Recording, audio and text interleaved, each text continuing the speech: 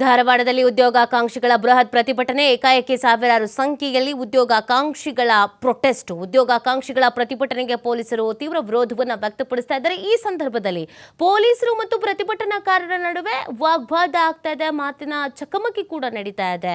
ಇನ್ನು ಪ್ರತಿಭಟನಾಕಾರರನ್ನ ಕಂಟ್ರೋಲ್ ಮಾಡುವಂತ ನಿಟ್ಟಿನಲ್ಲಿ ಪ್ರಯತ್ನವನ್ನು ಪಡಲಾಗ್ತಾ ಇದೆ. ಇಂಥ ದಿನ ನೋಟಿಫಿಕೇಶನ್ ಮಾಡ್ತೀನಿ, ಇಂಥ ದಿನ ಎಕ್ಸಾಮ್ ಕಂಡಕ್ಟ್ ಮಾಡ್ತೀನಿ, ಇಂಥ ದಿನ ಆರ್ಡರ್ ಕಾಪಿ ಕೊಡ್ತೀನಿ ಅಂತ ಹೇಳಿ ಅಲ್ಲಿವರೆಗೂ ನಾವು ಯಾರು ಒಂದು ಹುಡುಗ ಹೇಳ್ತೀನಿ ಕೇಳಿ, ಯಾರು ಮಲ್ಲೆ ಹೋಗ್ಬಾರ್ದು ನೋಡಿ ಅಣ್ಣ. ಇದು ನಾವು ಯಾರಿಗೂ ಪೀಸ್ಫುಲ್ ಅಸೆಂಬಲ್, ಇದು ಫಂಡಮೆಂಟಲ್ ರೈಟ್ಸ್, ಯಾರಿಂದನೂ ಕಿತ್ಕೊಳಕ್ ಆಗಲ್ಲ. ನಾವು ಅವತ್ತು ಸೆಪ್ಟೆಂಬರ್ 25ನೇ ತಾರೀಕು 50ರಿಂದ 60,000 ಜನ ಸೇರಿದ್ರಿ. ಅವತ್ತು ನನ್ನ ಕಾಲು ಮುದ್ದಿರ್ಲಿಲ್ಲ. ಯಾರಿಗಾದ್ರೂ ತಳ್ಳಿದ್ರೆ ಯಾರಾದ್ರೂ ಮುಟ್ಟಿರ್ಲಿಲ್ಲ ಅಣ್ಣ, ನಿಜವಾಗ್ಲೂ ಹೇಳ್ತೀನಿ. ಇವತ್ತು ಸರ್ಕಾರದ ಒತ್ತಡದಿಂದ ಪೊಲೀಸ್ ಇವತ್ತು ಈ ರೀತಿ ನಡ್ಕೊಂಡಿರುವಂತದ್ದು. ಪೊಲೀಸ್ಗೆ ಅವ್ರಿಗೆ ನಾವು ಪೊಲೀಸ್ ಮೇಲೆ ನಾವು ಯಾವತ್ತೂ ಪ್ರಶ್ನೆ ಮಾಡ್ತಾ ಇಲ್ಲ. ಯಾಕೆಂದ್ರೆ ಆ ಪೊಲೀಸ್ ಇಲಾಖೆಯಲ್ಲಿ ಸಿಬ್ಬಂದಿನೇ ಇಲ್ಲ. ಕೊಡಿ ಇವರಿಗೆ ಪೊಲೀಸ್ ಡ್ರೆಸ್ ಹಾಕ್ಬಿಟ್ಟು ಇವರಿಗೆ ಕೆಲಸ ಕೊಡಿ, ನೋಟಿಫಿಕೇಶನ್ ಮಾಡಿ. ನಾವು ಹುಡುಗರು ಇದ್ದಾರೆ, ಲಕ್ಷಾಂತರ ಜನ ಇದ್ದಾರೆ. ಇವತ್ತು ಪೊಲೀಸ್ ಇಲಾಖೆಯಲ್ಲಿ 30,000 ವೇಕೆನ್ಸಿ ಇದೆ. ಮಾನ್ಯ ಗೃಹ ಸಚಿವರು ಬಂದಾಗಿಂದ ನಾನು ನಾಳೆ ಮಾಡ್ತೀನಿ, 2 ದಿನದಲ್ಲಿ ಮಾಡ್ತೀನಿ ನೋಟಿಫಿಕೇಶನ್, ಅತಿ ಶೀಘ್ರದಲ್ಲಿ ಮಾಡ್ತೀನಿ, ಮಾಹಿತಿ ತರಿಸ್ಕೊಡ್ತೀನಿ ಹೊರದೇಶಗಳಿಂದ ಅಂತ ಹೇಳ್ಕೊಂಡು ಇದನ್ನೇ 3 ವರ್ಷ ಹಿಂಗೆ ತಳ್ಕೊಂಬಂದು ಸರ್, ಒಂದು PC ನೋಟಿಫಿಕೇಶನ್ ಆಗಿ 3 ವರ್ಷ ಆಯ್ತು, ಒಂದು PSI ನೋಟಿಫಿಕೇಶನ್ ಆಗಿ 5ರಿಂದ 6 ವರ್ಷ ಆಯ್ತು, ಒಂದು FDA ನೋಟಿಫಿಕೇಶನ್ ಆಗಿ 8ರಿಂದ 9 ವರ್ಷ ಆಯ್ತು ಸರ್. ಟೀಚರ್ ವೇಕೆನ್ಸಿ ಅವರು ಶಿಕ್ಷಣ ಸಚಿವರು ಹೆಸರು ಹೇಳೋದಕ್ಕೆ ನಮಗೆ ನಾಚಿಕೆ ಆಗುತ್ತೆ. ಯಾಕಂದ್ರೆ ಅವರು ಸುಳ್ಳು ಹೇಳಿರೋ ಸ್ಟೇಟ್ಮೆಂಟ್ಸ್ 300 ಸ್ಟೇಟ್ಮೆಂಟ್ಸ್ ನನ್ನ ಕಡೆ ಇದೆ. 300 ಸ್ಟೇಟ್ಮೆಂಟ್ಸ್ ಸರ್. ಅವರು 1000 ದಿನ ಕಂಪ್ಲೀಟ್ ಮಾಡಿರ್ಬೋದು ಅಷ್ಟೇ, ಆದ್ರೆ 300 ಸ್ಟೇಟ್ಮೆಂಟ್ ಪ್ರತಿ ಒಂದು ಕಾರ್ಯಕ್ರಮದಲ್ಲಿ ಇರ್ಬೋದು, ಪ್ರತಿ ಒಂದು ಪ್ರೆಸ್ ಮೀಟ್ ಬಿಡ್ಬೇಕಾದ್ರೆ ನಾನು 5,000 ವೇಕೆನ್ಸಿ ಫಿಲ್ ಮಾಡ್ತೀನಿ, 10,000 ಮಾಡ್ತೀನಿ, 20,000 ಮಾಡ್ತೀನಿ, 30,000 ಮಾಡ್ತೀನಿ ಅಂತ ಹೇಳ್ಬಿಟ್ಟು ಇವರು ಪ್ರತಿ ದಿನ ಪೇಪರ್ ಅಲ್ಲಿ ಓದ್ಕೊಳ್ಳೋದು, ಲೈಬ್ರರಿ ಕುತ್ಕೊಂಡು 24 ಅವರ್ಸ್ ಕಷ್ಟಪಟ್ಟು ಓದೋದು. ಇದೇ ಪರಿಸ್ಥಿತಿ ಆಗಿದೆ. ಈ ಪರಿಸ್ಥಿತಿ ಆರೋಗ್ಯ ಇಲಾಖೆ ಸರ್.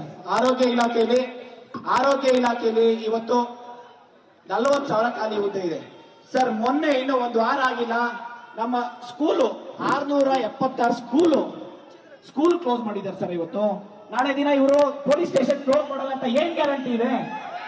ಸರ್ ಇವತ್ತು ನಾಳೆ ದಿನ ಸರ್ಕಾರಿ ಕಚೇರಿನೇ ಉಳಿಯಲ್ಲ ಸರ್. ಇಲ್ಲಿ ಯಾರು MLA ಆಗಿರ್ಬೋದು, ಮಿನಿಸ್ಟರ್ ಇರ್ಬೋದು, ಯಾರು ಅವ್ರ ಮಕ್ಕಳು ಬಂದು ಕಾಂಪಿಟೇಟಿವ್ ಎಕ್ಸಾಮ್ಸ್ ಓದ್ತಾ ಇಲ್ಲ ಸರ್. ಇವತ್ತು ಅವರೆಲ್ಲ ಫಾರಿನಲ್ಲಿ ಓದ್ತಾ ಇದ್ದಾರೆ.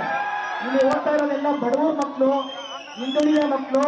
ಇವತ್ತು ಕಷ್ಟಪಟ್ಟು ಒಂದು ಜಾಬ್ ತಗೊಬೇಕು ಅಂತ ಹೇಳ್ಬಿಟ್ಟು ಧಾರವಾಡ, ವಿಜಯನಗರ, ಮತ್ತೆ ಬಿಜಾಪುರ, ಮೈಸೂರು ಇರ್ಬೋದು, ಪ್ರತಿ ಒಂದು ಡಿಸ್ಟಿಕ್, ಕಲಬುರಗಿ ಹೋಗಿದ್ದೀನಿ, ಜೇವರ್ಗಿ ಹೋಗಿದ್ದೀನಿ. ಪ್ರತಿ ಒಂದು ಕಡೆನೂ ನಾನು ಹೋದಾಗ ಪ್ರತಿ ಒಂದು ಸ್ಟೂಡೆಂಟ್ಸ್ ಎಷ್ಟು ಕಣ್ಣಲ್ಲಿ ನೀರು ಬರುತ್ತೆ ಅವರಿಗೆ ಸರ್. ಯಾವುದೇ ಲೈಬ್ರರಿ ಸರ್, ನಾವು ಇಲ್ಲೇ ಇರಿ ಸರ್, ದಯವಿಟ್ಟು ಬೇಕಾದ್ರೆ ಇಲ್ಲೇ ಅಕ್ಕಪಕ್ಕ ಯಾವ್ದಾದ್ರು ಲೈಬ್ರರಿ ಇರುತ್ತೆ, ಆ ಲೈಬ್ರರಿ ವಿಸಿಟ್ ಮಾಡೋಣ.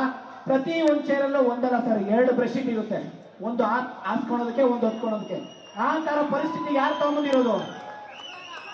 ಸರ್ಕಾರ ಸರ್. ಸರ್ಕಾರ, ನಮ್ಮಿಂದ ಸರ್ಕಾರ. ಇವರು ಕೋರ್ಟ್ ಮೇಲೆ ಹೇಳ್ಕೊಂಡು ವಿದ್ಯಾರ್ಥಿಗಳನ್ನ ಬೀದಿ ಪಾಲ್ ಮಾಡಿದ್ದಾರೆ. ಇವತ್ತು ಬೀದಿ ಪಾಲ್ ಮಾಡಿದ್ದಾರೆ ಸರ್. ದಯವಿಟ್ಟು ಬೇಕಾದ್ರೆ ಈ ಒಂದು ಲೈಬ್ರರಿ ಸರ್ ಸುಮ್ಮನೆ ಒಂದು ವಿಸಿಟ್ ಮಾಡಿ. ಇವತ್ತು ನಾವು ಎಲ್ಲಾ ಸ್ಟೂಡೆಂಟ್ಸ್ ಪರವಾಗಿ ಡೆಪ್ಯೂಟಿ ಆಪೋಸಿಷನ್ ಲೀಡರ್ ಬೆಲ್ಲತ್ ಸರ್ ಅವರಿಗೂ ನಾವು ಥ್ಯಾಂಕ್ಸ್ ಹೇಳ್ಬೇಕು. ಅದ್ರ ಜೊತೆಗೆ ಆಪೋಸಿಷನ್ ಲೀಡರ್ ಅಶೋಕ್ ಸರ್ ಬಂದಿದ್ದಾರೆ, ಅವ್ರಿಗೂ ನಾವು ಥ್ಯಾಂಕ್ಸ್ ಹೇಳ್ಬೇಕಾಗುತ್ತೆ.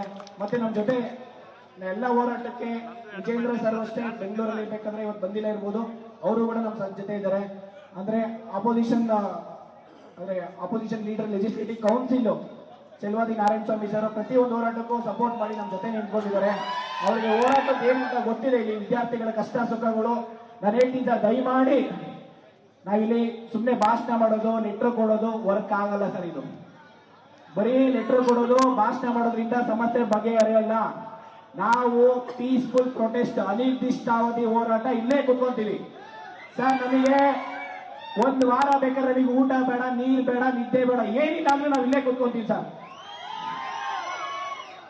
ನಾವು ಸರ್ ಇಲ್ಲಿ ಯಾರು ಶ್ರೀಮಂತರು ಅಂತಾನೆ ಇಲ್ಲಿ ಒಂದೊಂದು ಎಷ್ಟೋ ದಿನ ಪ್ರತಿ ಸಾರಿ ನೋಡ್ತೀನಿ ನಾನು, ಹುಡುಗರು 3 ಟೈಮ್ ಊಟ ಮಾಡ್ತಾರೆ ಸರ್. 3 ಟೈಮ್ ಊಟ ಮಾಡೋ ಜಾಗದಲ್ಲಿ 1 ಟೈಮ್ ಊಟ ಮಾಡ್ತಾ ಇದ್ದಾರೆ. ಇವತ್ತು 1 ಟೈಮ್ ಊಟ ಸರ್.